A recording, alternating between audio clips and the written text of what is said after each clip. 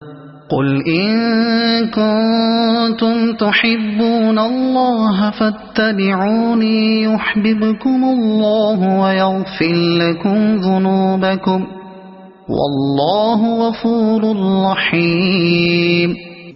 اے نبی، لوگوں سے کہہ دو کہ اگر تم حقیقت میں اللہ سے محبت رکھتے ہو تو میری پیروی اختیار کرو، اللہ تم سے محبت کرے گا اور تمہاری خطاؤں سے درگزر فرمائے گا، وہ بڑا معاف کرنے والا اور رحیم ہے۔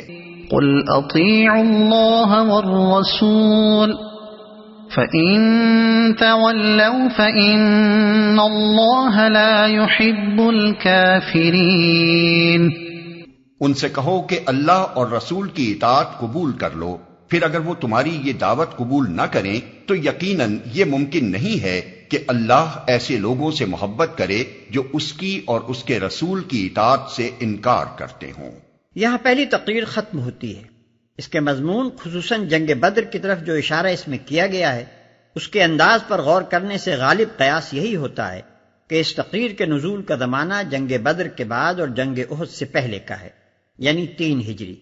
محمد ابن اسحاق کی روایت سے عموماً لوگوں کو یہ غلط فہمی ہوئی ہے کہ اس سورت کی ابتدائی 80 آیتیں وفد نجران کی آمد کے موقع پر 9 ہجری میں نازل ہوئی تھیں، لیکن اول تو اس تمہیدی تقریر کا مضمون صاف بتا رہا ہے کہ یہ اس سے بہت پہلے نازل ہوئی ہوگی۔ دوسرے، مقاتل بن سلیمان کی روایت میں تصریح ہے کہ وفد نجران کی آمد پر صرف وہ آیات نازل ہوئی ہیں جو حضرت یحییٰ اور حضرت عیسیٰ علیہ السلام کے بیان پر مشتمل ہیں اور جن کی تعداد 30 یا اس سے کچھ زائد ہے۔ ان اللہ اصطفى آدم ونوحا وآل ابراہیم وآل عمران علی العالمین۔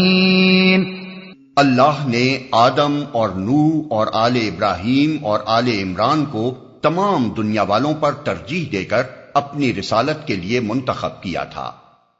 اللہ نے، یہاں سے دوسرا خطبہ شروع ہوتا ہے۔ اس کے نزول کا زمانہ 9 ہجری ہے، جبکہ نجران کی عیسائی جمہوریت کا وفد نبی صلی اللہ علیہ وسلم کی خدمت میں حاضر ہوا تھا۔ نجران کا علاقہ حجاز اور یمن کے درمیان ہے۔ اس وقت اس علاقے میں 73 بستیاں شامل تھیں اور کہا جاتا ہے کہ 1,20,000 قابل جنگ مرد اس میں سے نکل سکتے تھے۔ آبادی تمام تر عیسائی تھی اور 3 سرداروں کے زیر حکم تھی۔ ایک عاقب کہلاتا تھا جس کی حیثیت امیر قوم کی تھی، دوسرا سید کہلاتا تھا جو ان کے تمدنی و سیاسی امور کی نگرانی کرتا تھا، اور تیسرا اسقف یعنی بشپ تھا جس سے مذہبی پیشوائی متعلق تھی۔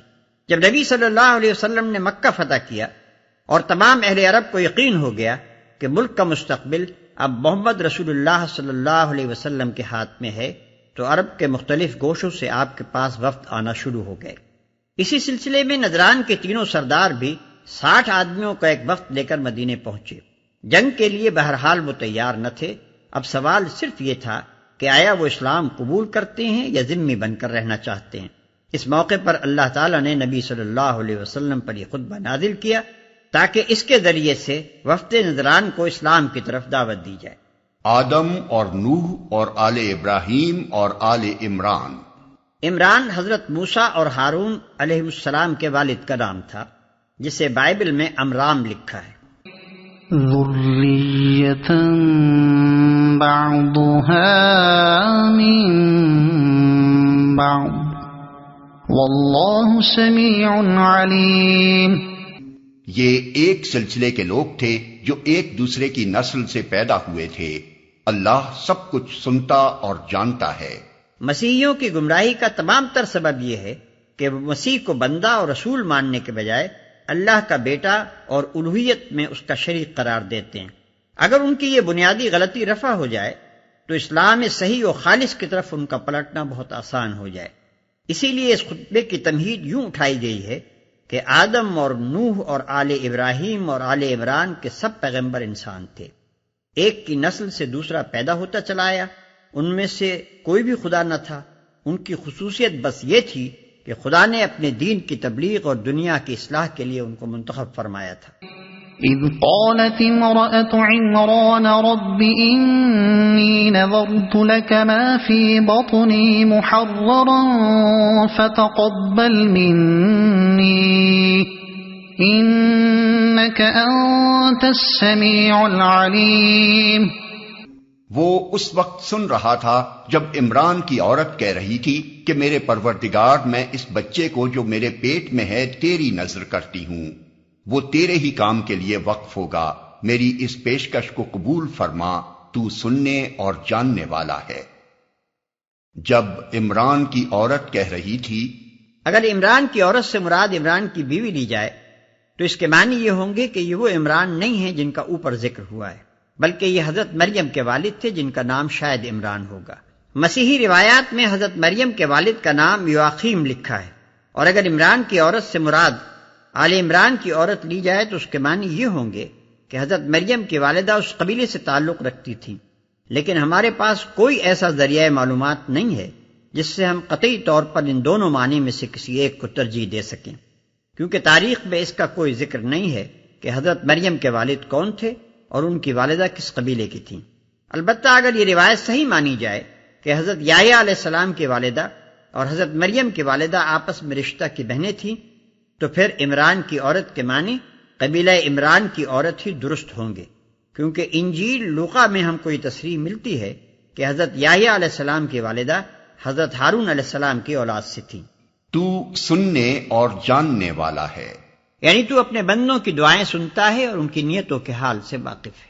فلما وضعتها قالت رب إني وضعتها أنثى والله أعلم بما وضعت وليس الذكر كالأنثى وإني سميتها مريم وإني أعيذها بك وذريتها من الشيطان الرجيم. پھر جب وہ بچی اس کے ہاں پیدا ہوئی تو اس نے کہا، مالک میرے ہاں تو لڑکی پیدا ہو گئی ہے، حالانکہ جو کچھ اس نے جنا تھا اللہ کو اس کی خبر تھی، اور لڑکا لڑکی کی طرح نہیں ہوتا. خیر میں نے اس کا نام مریم رکھ دیا ہے، اور میں اسے اور اس کی آئندہ نسل کو شیطان مردود کے فتنے سے تیری پناہ میں دیتی ہوں، اور لڑکا لڑکی کی طرح نہیں ہوتا.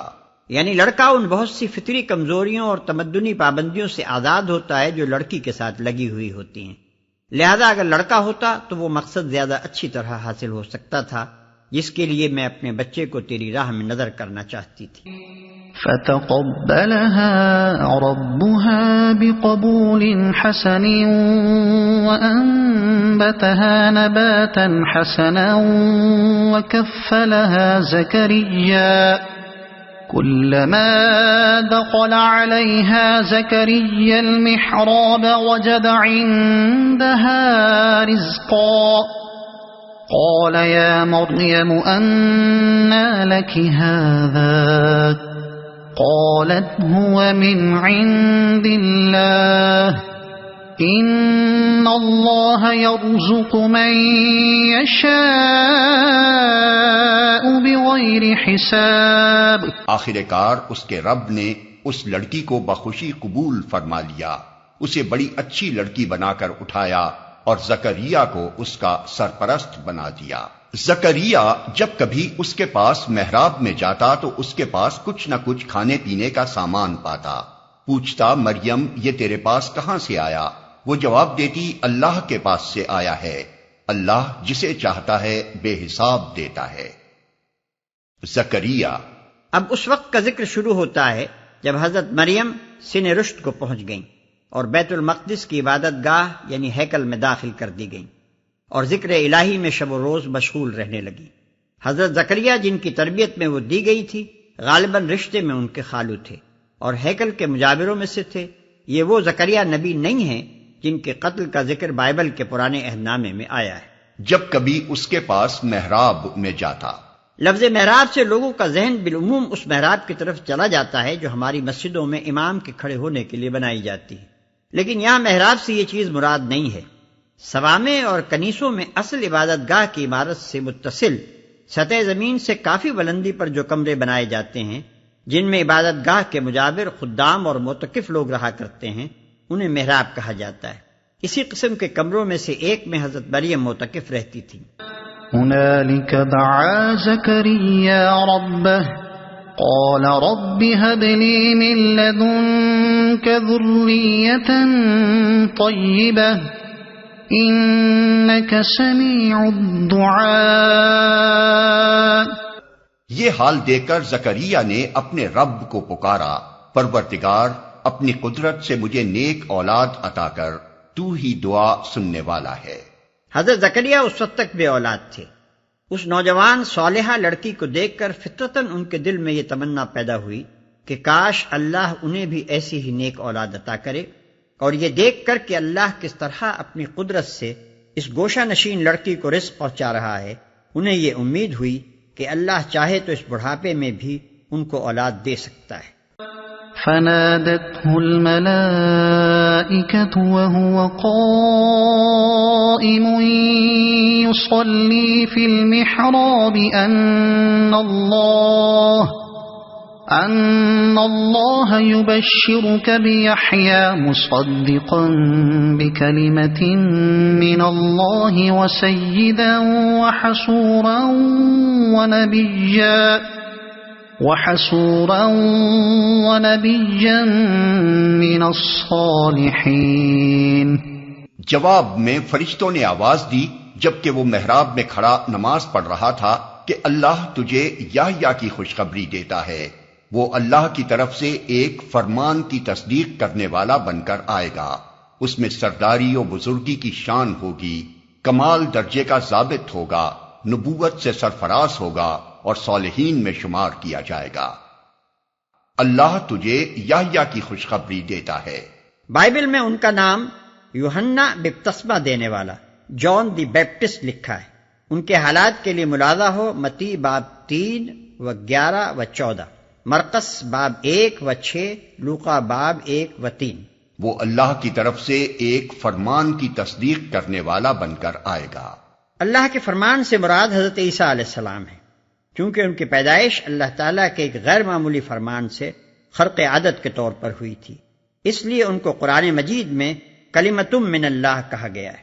قال رب أنى يكون لي غلام وقد بلغني الكبر وامرأتي عاقر قال كذلك الله يفعل ما يشاء۔ زکریا نے کہا پروردگار بھلا میرے ہاں لڑکا کہاں سے ہوگا، میں تو بہت بوڑھا ہو چکا ہوں اور میری بیوی بانجھ ہے۔ جواب ملا ایسا ہی ہوگا، اللہ جو چاہتا ہے کرتا ہے۔ جواب ملا ایسا ہی ہوگا، یعنی تیرے بڑھاپے اور تیری بیوی کے بانجھ پن کے باوجود اللہ تجھے بیٹا دے گا۔ قال رب اجعل لي آية قال آيتك ألا تكلم الناس 3 أيام إلا رمزا واذكر ربك كثيرا وسبح بالعشي والإبكار۔ عرض کیا مالک پھر کوئی نشانی میرے لیے مقرر فرما دے۔ کہا نشانی یہ ہے کہ تم 3 دن تک لوگوں سے اشارے کے سوا کوئی بات چیت نہ کرو گے یا نہ کر سکو گے، اس دوران میں اپنے رب کو بہت یاد کرنا اور صبح و شام اس کی تسبیح کرتے رہنا۔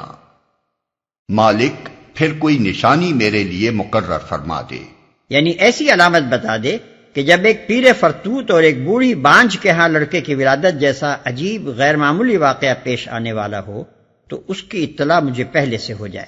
نشانی یہ ہے کہ تم 3 دن تک لوگوں سے اشارے کے سوا کوئی بات چیت نہ کرو گے یا نہ کر سکو گے، اس دوران میں اپنے رب کو بہت یاد کرنا اور صبح و شام اس کی تسبیح کرتے رہنا۔